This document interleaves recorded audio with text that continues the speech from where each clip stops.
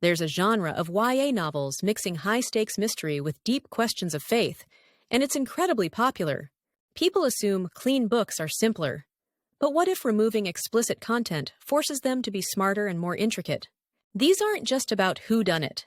They are a moral playground for one of life's most formative stages.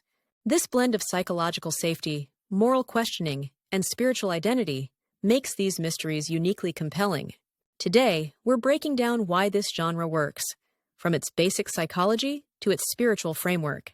But before the faith part, let's establish why the whodunit is a perfect fit for the teenage brain.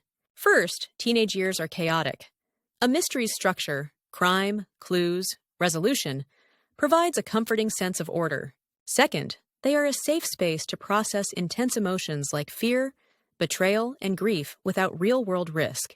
And third, solving the puzzle alongside the detective boosts critical thinking by forcing us to analyze motives. So if any mystery offers that, what changes when you add faith? Keep watching, because what this element makes possible is surprising. Adding faith isn't just window dressing. It fundamentally deepens the personal stakes of the entire investigation. This brings us to the moral playground. A regular mystery asks, whodunit? A faith-based one adds, what is the right thing to do? This works because readers can try on a character's worldview, seeing how different choices lead to very different outcomes. Underneath it all, the plot requires a belief in objective morality, that some things are truly right and some are truly wrong. For a young person in a complex world, this clarity is grounding. It's not about easy answers, but that answers exist, but a moral framework is nothing without characters to live it. So how do these books make faith feel genuine, not preachy? Here's the answer. The faith element drives compelling character arcs. The heroes are not perfect. They struggle with belief under pressure. This is fitting because a key part of adolescence is moving from inherited beliefs to a personal, owned faith. These stories validate that. Faith isn't just a personality quirk.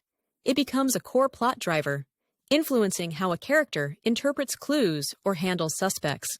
Many of these are long-running series, which lets readers grow alongside protagonists as their skills and beliefs mature over time. So we have psychological safety and deep character growth. Now, let's address the clean content label directly. For many, clean content is a major draw, providing an alternative to some grim or hypersexualized mainstream YA fiction. But remember our opening question? This supposed limitation is actually the genre's greatest strength. Here is why. When an author can't rely on graphic content for shock value, what remains?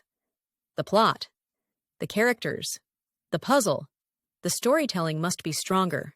The story's tension comes from intellectual and moral suspense, not just physical danger, forcing a focus on the why behind the crime. These books don't ignore darkness. They confront real issues like injustice and loss, but within a framework where hope is possible. We've seen the psychological appeal and the spiritual depth. Now let's connect these two powerful ideas together. Recall at the start, we said mysteries provide a sense of order in a chaotic world.